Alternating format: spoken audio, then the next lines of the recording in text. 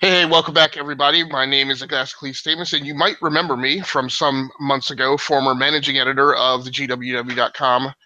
And I am back, having rejoined via an affiliate network, which we have branded as the E2KG network. And we have recently negotiated an arrangement with the GWW to become part of their larger network.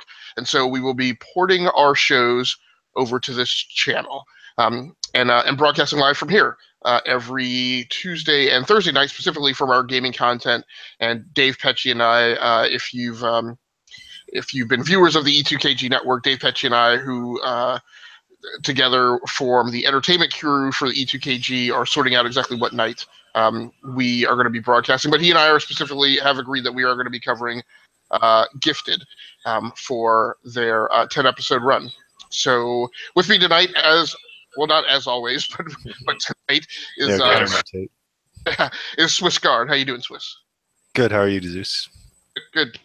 And so if you're not familiar with tonight's show, this is E2KGn30, where we do a round-robin aggregation of the biggest gaming news, or the most interesting gaming news, most interesting to us, of the week, and run down that news with commentary in 30 minutes or less, and try and have you happily and merrily on your way. So with that, with no further ado, as we always do, let's go ahead and get started with tonight's agenda. So Swiss, you have a news story about one of the evil five. I just made that up. I don't know if all five of the big publishers are evil, but about Activision. Yeah, so with the new show, and it's the most interesting to us. So I usually kind of get drawn to these torches and pitchfork stories because they humor me. And so tonight there was a little bit of a stink this week. The headline is from GameSpot. Activision clarifies its patent for encouraging microtransactions. So this is kind of an updated story from earlier in the week. But the original story is there was a fellow who found a patent held by Activision that kind of manipulates game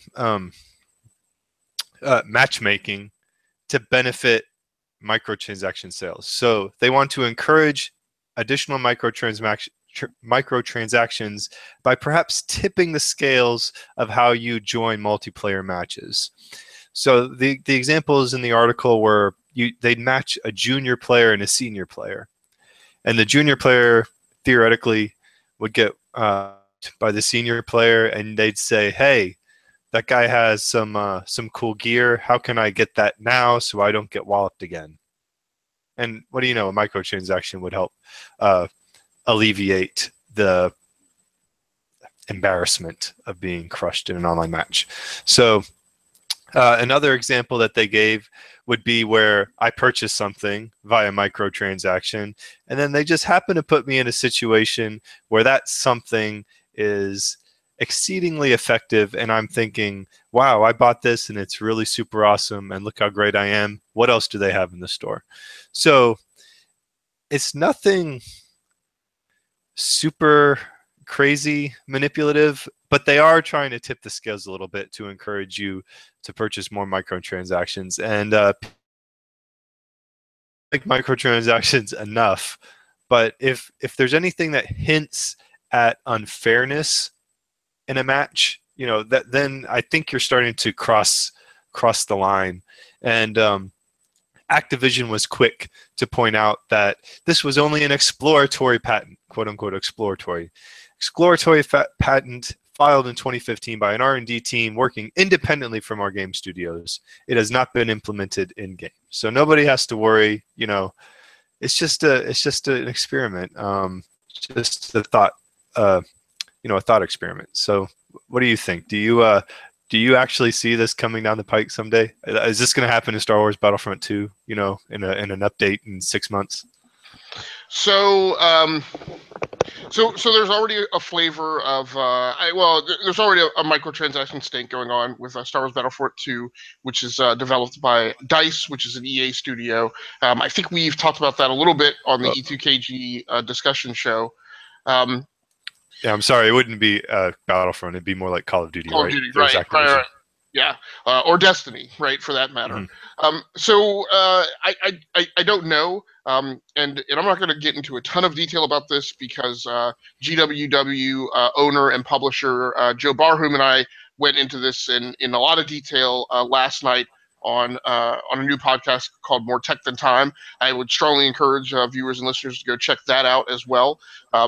And even just scroll ahead to that specific segment because it was our main discussion topic last night.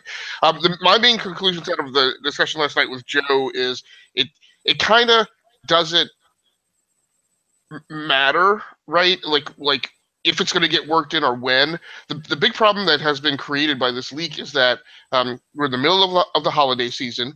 Call of Duty sales were not spectacular last year in comparison to how that franchise has sold previously. There are lots of other gaming options this fall, and so what this does is it creates a lot of doubt, and it creates a lot of doubt in a year where the Activision offerings at E3, their lineup at E3 was very weak. They really kind of only had Call of Duty and Destiny for this fall. I don't think this is going to impact Destiny at 2 sales at all, but it could have an impact on Call of Duty, and it could lead people to stay out of it until memories have faded. Now, I also commented last night with Joe. The memory of Americans is fairly short with things like this. The memories of the technorati, who are the early adopters of smartphones and AI and home assistants and all that kind of stuff, is even shorter.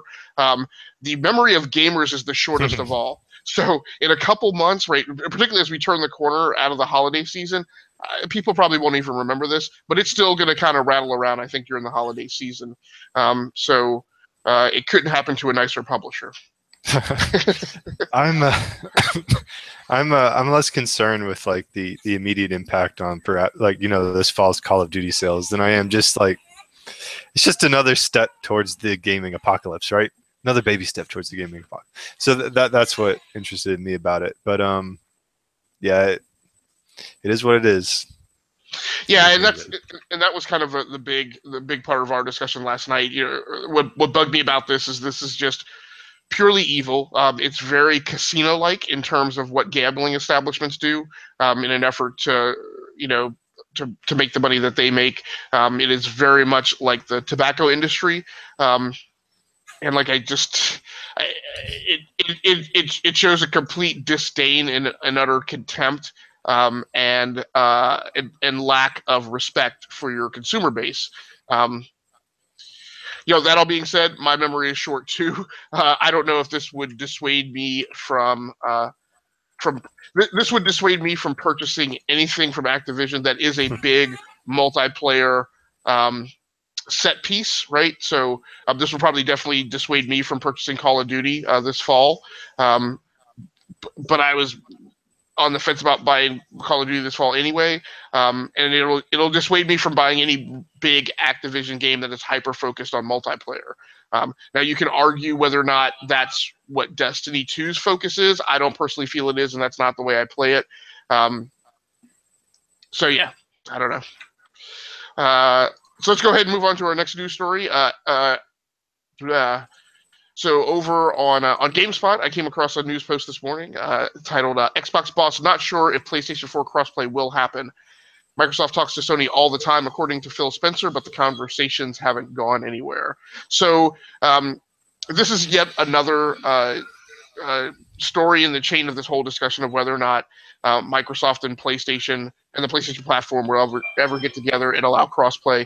Of course, earlier this year at the E3 press conference, Spencer did announce that with the release of Minecraft, that there was going to be crossplay available there between Xbox gamers, PC, and Nintendo.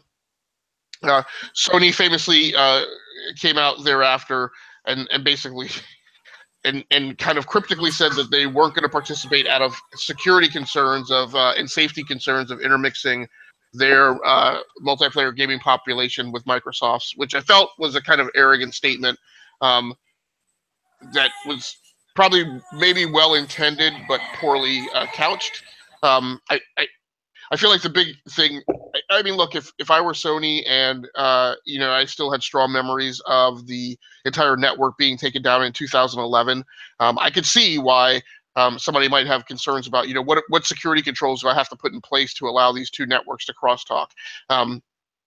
But we all know that it's technologically feasible. I have said for the longest time when people would claim that this wouldn't work, I was kind of like, what you need a unifying standard and a common interface, and we have that. It's called TCP/IP, right? It's called inside the individual consoles, that code is different, but once you talk about net code, it's TCP/IP, right? So it doesn't matter that it's one platform and another platform.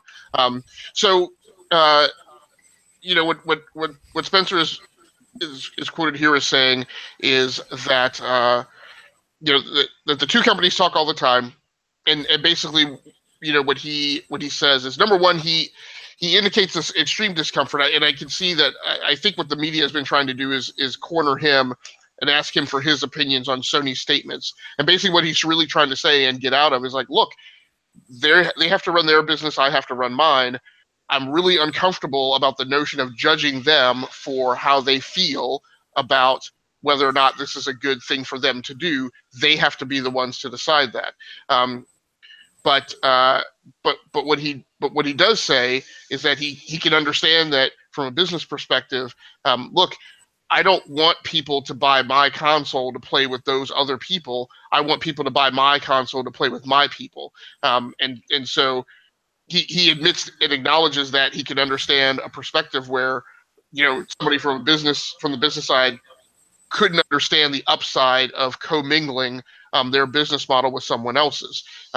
You kind of have to be a little altruistic and kind of community giving to feel like we're all in this together, to be willing to do something like this. And he can understand why someone would not feel that way. And then he goes on to comment and say, I don't know if somebody feels that way. I don't know what would happen to them to cause them to change. So it sounds like he's predicting that this is the way it will be between Microsoft and Sony. But he does say he feels that overall crossplay is better for gamers, and it's better for developers. It allows them to have business models that where they can see aggregation of potential revenue across all platforms without them all being fragmented into 5 discrete user bases. And again, we all know that it's technologically possible. It happened on Fortnite just recently. It's being done with Minecraft. So, but my feelings on this is I'm kind of done with this topic. Like, I'm ready for all of us, the media, gamers themselves, and the corporations to move on. Right? Sony doesn't want to do it. We're not going to force them to do it. We haven't had it before, so we're not really missing anything. If you want to play with a bunch of people that aren't locked into a console, then you go play on PC. It's unfortunate. So it's unfortunate Sony is taking this stance, but I'm also the media keeps coming back to this, and Phil, I think, has couched it perfectly. He said, "Look, you're asking me what's different today. Nothing's different than what I told you 5 minutes ago, right? So please stop asking me." I don't know. Right. I just, for me, it's like, I understand if I was a developer, a third-party developer, I'd totally think it was great, because I don't see my audience sliced into discrete. I don't want to necessarily look at my audience into discrete console chunks. Like, I can look at it as a large pie. And if I'm a console manufacturer, why am I going to do anything to encourage people to buy another console? If I have a game and 4 of my friends have the same game on a different console and crossplay allows me to play, that's great for me as a gamer. But there's no crossplay, there'd be a part of me that says, hey, maybe I should change my console, trade it in, and move to a different platform. So I don't know why this is a thing. Like, I just, from the business perspective, I don't understand why people are, like you said, it'd have to be just pure altruism. And, you know, dollars and cents are what drive everything. So it's not going to happen. I mean, it might happen, but I'm not excited about it. I'm not holding my breath for it. So, right. So let's talk about some of those indie game developers that Phil Spencer is looking to make their lives easier for. Well, so this article I got from Eurogamer. A lot of the articles we have are on multiple sites, but I picked it up from Eurogamer. And it is Sony to release indie game on Nintendo Switch. And I thought that was interesting. So it says Tiny Metal, which is like an indie tactical battler that I'm actually going to check out because I really liked Advance Wars, and it's kind of a spiritual successor to that franchise. It's going to be published on PS4, PSVR, or that game is not. Sony Music Entertainment has a publishing studio called Unties, which publishes for PS4, PSVR, PC, and the Nintendo Switch. So Tiny Metal will be on, I believe, I know the Switch for example, for a fact, and then PS4, I believe. But what was interesting, well, one, it's interesting that Sony is publishing on a Nintendo console. Somewhat less so on a PC. Two, particularly in light of the conversation we just had, right? Oh no! We can't intermix with you guys on the network, but we will publish a game to make money off of your console. But what interests me the most is that it's Sony Music Entertainment is the parent studio. So this isn't actually part of the PlayStation brand. Like, it's not Sony Interactive Entertainment. I mean, yeah, they're all part of Sony, but you know, I think you and I have been in the corporate world long enough to know that even in a single company, there's like competition within the building. Well, this has historically been a very big thing in Sony, and under Kazurai, it has gotten much better. But there was a point where that games division, those divisions didn't talk, right? The whole debacle in the PlayStation 3 launch was, part of the thing was you couldn't get you didn't have the correct interface. I can't remember exactly what the specific technology problem was, but like the PlayStation 4, which was a Sony product, would not work correctly with Bravia HD TVs, which are a Sony product, because those two divisions had zero discussions about what the PlayStation was doing before it launched. So, yeah, this is, and I'm wondering if this is a little slip backwards, and if the music guys are running around doing their own thing without talking to the games division. But yeah, it'll be interesting to see how this pans out. I'm happy enough that I'm going to be able to get Tiny Metal on a portable platform. So yeah, it's interesting that it's further interesting that it's for particularly for that style of game too. Mm-hmm. So were you also going to cover? So unfortunately, DBQ couldn't be here with us tonight. He had a last minute emergency. But Swiss, were you going to cover his story on Xbox and PS4 sales for September? Yeah, the actual article he linked was that I'm probably going to be it's going to be revealed that I'm a kind of a Nintendo Switch fanboy. So I'm covering this article because it's a Nintendo Switch positive article. But Nintendo Switch surpasses 2 million sales in the US. So according to the latest figures, September, it's passed 2 million sales, marked the third straight month it was the best-selling console. So that's against PS4 and Xbox One, and it's the 5th month since launch. So if it's March through September, what is that? 6 months, 7 months, and so it's been winning since it's come out, and part of that, of course, is there's already an installed PS4 base and whatnot, but it's impressive given that there was a lot of questions coming out with this work, and it has been. So worldwide sales, according to the figures, are 4.7 million units as of June 30th. So we've probably, who knows how high that's gone at this point, and we haven't even really hit the holiday season. So I'm sure we have a financials podcast coming sometime soon, and we'll probably delve into this a lot more in detail then. But yeah, Switch selling strong.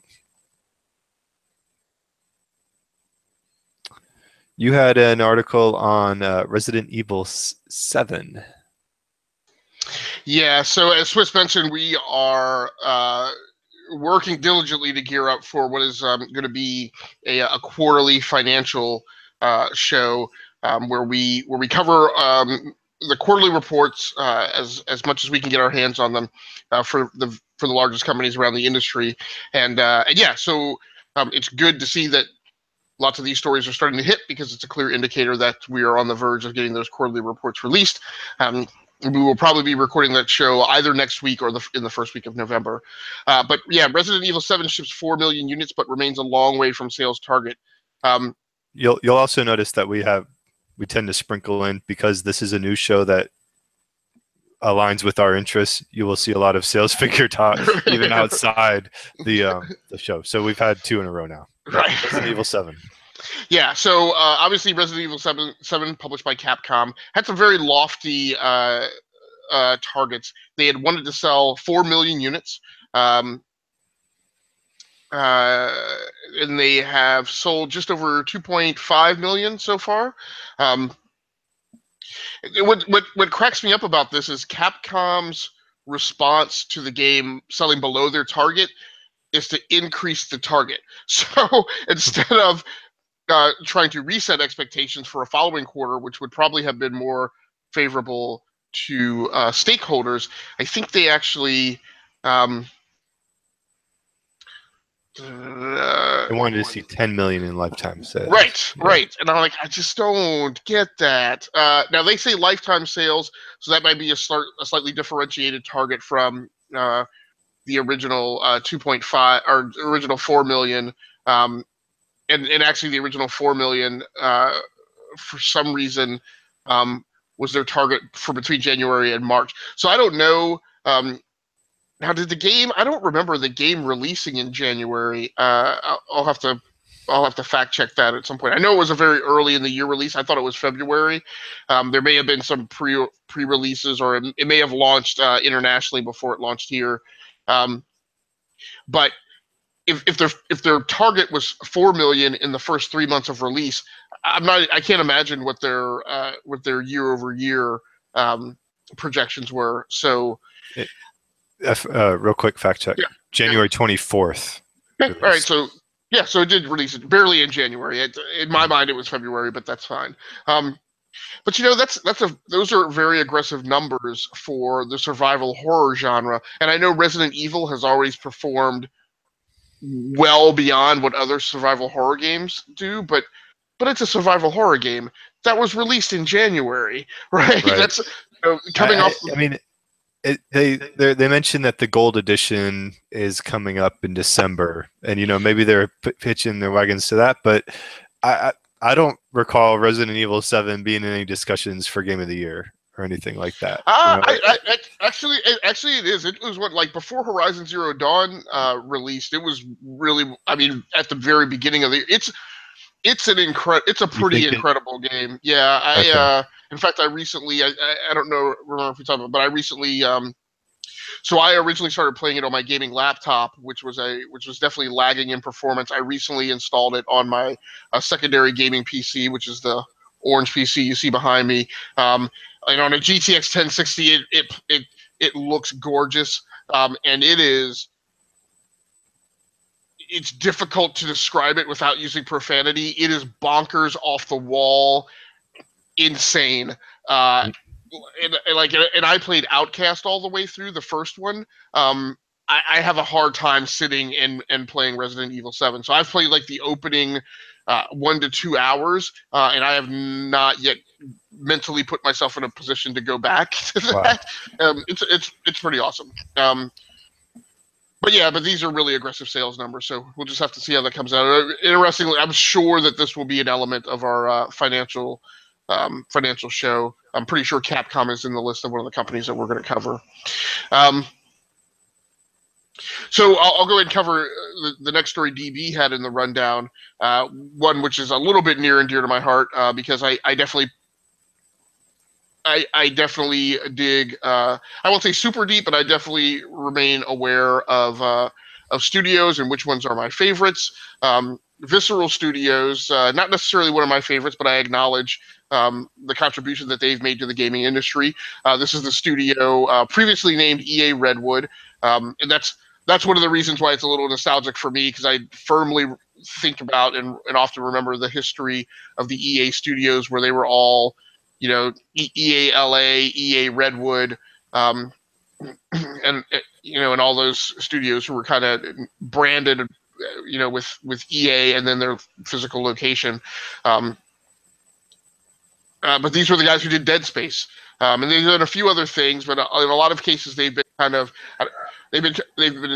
don't know if relegated is the right term, or have become domain experts is a better term, but they've been doing a lot of multiplayer support on a lot of the larger Activision titles, kind of acting as the second unit in game development. And EA has elected to close the studio and farm those developers out to other studios in EA. So on the latter part of that statement, that's a good thing. It's a good thing that they weren't just all laid off. Now, I don't know the exact parameters. It is not unusual for a company in a layoff situation for you to be laid off, walked out of the building, declared no longer a Company X employee, and be taken to another building across the street and processed for rehire in some new division of the company. So that could be how they're doing it. I don't know. But it's good that they're trying to place those developers. The really big story in this is that Amy Hennig, who is definitely a name-branded creator in the gaming industry, famously given credit for kind of helming the at least Uncharted 3, and I'm not sure if she did the whole series, but also equally sometimes vilified or just considered a controversial figure because of the undisclosed spat that went on at Naughty Dog during the creation of Uncharted 4. So at some point, I guess I'll speculate and clarify my own perspective on it. I have always held that at some point there was some creative coup between her and two of the other strong creative leads at Naughty Dog, and somehow they managed to wrest control of Uncharted 4 from her, and she was ousted. She wound up at Visceral Studios as an EA employee, and based on EA's statement, which I won't read verbatim here, but EA's statement basically was a statement that said that we don't want to make a single-player, campaign-oriented, linear game. So that's elements of what they said. What they didn't say is what they do want this game to be. And the only thing I can think is that, unfortunately, because of what they're doing with Battlefront 2 and and with what recently occurred with Activision, I think what they want to build is something that is, once again, open world-ish, like everybody else in the industry is trying to do.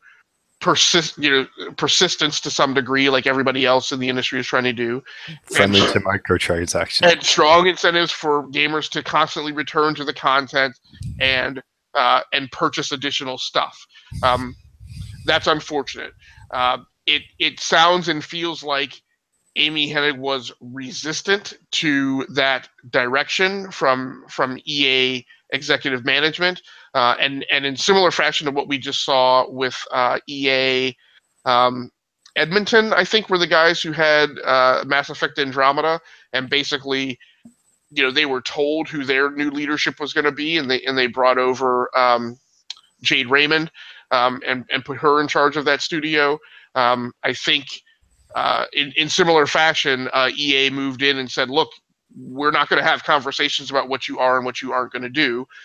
You're going to do what we direct you to do, and we can have a discussion about, since you don't want to do that, is there something else at EA where you want to try again, or you can go get your own gig. I'm fairly confident that the discussions that are being had right now have some element of some flavor of that element. So it's unfortunate for Visceral. It seems like a very incredibly aggressive move. If you're unhappy with the creative director and them not doing what the business is telling them to do, that your reaction would be to break apart the whole studio. What that indicates to me is that maybe the development team was behind Amy in their leadership, and they also concurred that it was not something that they didn't want to do. And probably what corporate decided was, well, this is the result of a few bad actors waging a lot of influence over a group of developers, and we're going to fix the problem by splintering them all so they get out of their clique and are intermixed with some population of people who think more along the lines of what we want these studios to think about from a corporate perspective. Yeah, it's EA is their business. I just, I can't really add much to what you said. It's just you see the friction between the artist and the what's the word I'm looking for? So the patron. So if it's EA's money, they're gonna get what they want, and that's what it boils down to. Well, right, and I know. Look, my gut is telling me that the internet is all going to rally behind Amy Hennig, at least predominantly, and speak out against EA corporate leadership. But I'll just say, look, as professionals, these are all choices we have to make. Corporate tells us to do things that are not the way we would do them. But as I often say to my employees, right? I'm like, that. Look, it's at the end of the day, it's not your game, right? We throw this term ownership around a lot, and recently I've been strongly rethinking that term and how frequently I use it and the way that I use it, because at the end of the day, I think it conveys the wrong thing. Nobody's giving you something to own. They're giving you a degree of latitude within which you can operate to create that thing. But at the end of the day, you don't own it, because unless you control the fiduciary pipeline that funds Right. it, you don't own it. So, I mean, so one perspective I will voice as this whole thing comes around is, I'm pretty certain corporate didn't tell Amy Hennig one time, change your direction. I'm pretty sure that they told her several times, and I'm pretty sure that there were points where executive leadership got on a plane, flew out to that site with their briefcases and cell phones and entourage, and sat down and said, we want you to change this game. I'm pretty sure at some point they said, we want you to change direction on this game or else. Now, if that was the scenario, then she and that team made a decision and a choice to not do that, which is, and so one could say, look, you also had time to react to what happened up in Edmonton, right? And see what might happen to you, and you still chose to not change direction. So, I like your analog of the artist versus the patron. At some point, as the artist, you take the responsibility on yourself, and you go to your leadership and say, look, I understand what you guys want me to do. That's not in sync with my ethos. This isn't what I want you. This isn't what I want to do. I would appreciate if you guys would seek out a replacement that I can turn this over to have them execute the direction that you want. So that's my soapbox for tonight. So let's go ahead and close things out with our final zinger story of the evening, something that is late breaking. The Nintendo Switch 4.0.0 firmware update secretly added wireless USB audio support. Now, Swiss, did you see this? Were you impacted by it? You said that you've been hyper-focused on the Switch and are becoming a big fan of it. Did this update hit your system already? I have not been able to play my Switch since this would have hit. Okay. So I'm not sure if I have it downloaded yet. And the family members that would be playing the Switch they don't give a crap about that. Right. So I found the story over on US Gamer. was just posted today, I think in the last few hours. So Nintendo just pushed version 4.0.0 update for the Nintendo Switch. The new update adds, and this is a quote from the opening of the article, the new update adds, among other things, the ability to transfer profiles and save data to another system, along with video capture for certain games. Wow. That's the story that I saw. So Okay.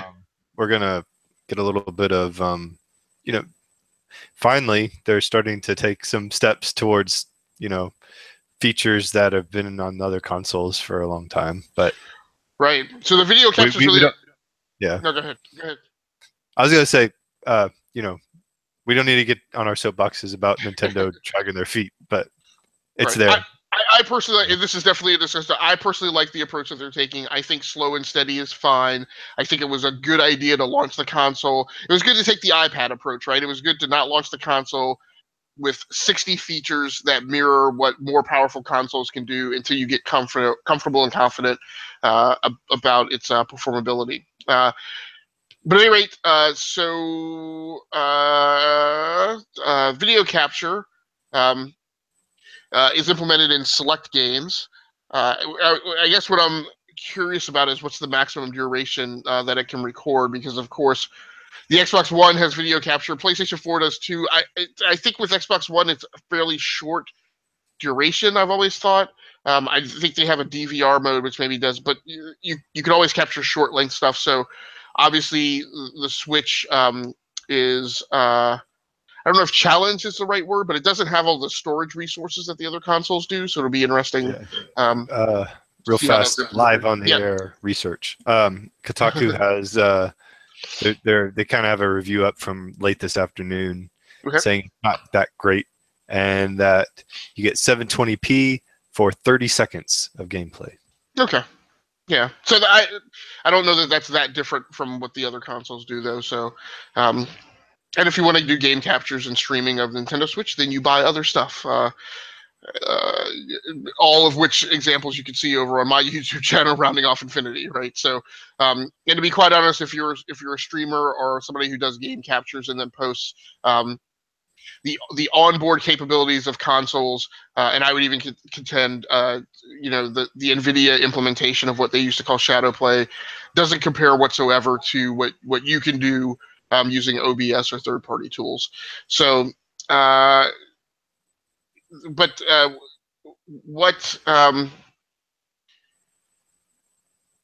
Oh, that's interesting. So, I'll be doggone. They updated the article in between the time that I put it in the rundown and the time. So this is really late breaking news. So the original article that I grabbed and put in the rundown was what I said, that the update secretly added wireless USB audio support. US Gamer has apparently updated it since I grabbed it, and actually it's a different set of capabilities. The wireless USB audio support has been removed from the post, as far as I can tell, and the rundown on the 4.0.0 update indicates video capture for select games, new profile icons for certain games, the ability to transfer profiles and save data to another Nintendo Switch system, and some pre-purchase options for select games on the Nintendo eShop. Pre-purchase will be nice so that you can kind of queue that up to happen the night before. This ability to transfer profiles and save data to another Nintendo Switch system. I know what I need to do is, what I have determined is that the micro SD card that I'm using in my Switch isn't performing well enough for the store to push large games to it. I was kind of fooled by a false positive from launch weekend, where cards that I was using would download smaller games. So Fast RMX and Shovel Knight, the card downloaded fine, and so I thought that everything was fine with the card, and some of the problems I have experienced have been due to the store. But it looks now, doing some additional research, that what I need to do is get a faster card to download. That was going to be my question. What brand card do you have, and what type? It's just it's a no-name brand card that I got on eBay. Okay. But like I said, where I got fooled by the false positive of games that I downloaded during launch weekend worked fine. but now I realize, but I didn't really try and download anything that was super huge during launch weekend. So what I'm most curious about in this update is, so what I need to do is I have games on that micro SD card that I need to transfer to whatever new micro SD card that I get, and that has always been my problem with the Switch. A lot of people have criticized it for a lot of things that pretty much I discount and don't think are valid. But one thing that is valid is I would like the ability to maybe copy those games to onboard memory and then put in a new card and then copy them to the card. And I don't think I have the ability to do that. It would be nice if this implementation of transferring profiles and save data would work at the micro SD card level, so you don't have to have a whole nother system to be able to do it, but you can do it by swapping storage back and forth between the onboard card and the add-in card. So we'll just have to keep an eye on that. Swiss, anything specific that you want to plug or anything else that you want to add? Nope. I think we've, as we are want to do, push through our 30-minute window. So I'll just cede it to you, and you can take us out. All right. Well, thanks a lot, everybody, for joining in for this first episode of E2KGn30 on the GWW Radio Network.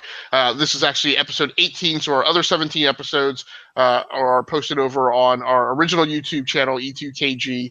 A copy of this will also be posted over there, so you can feel free to come to GWW for the live show. You can certainly view the archives here. They will also be posted over on the E2KG channel, so you can watch them wherever you would like.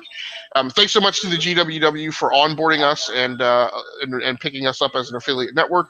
We look forward to a long history at our new home.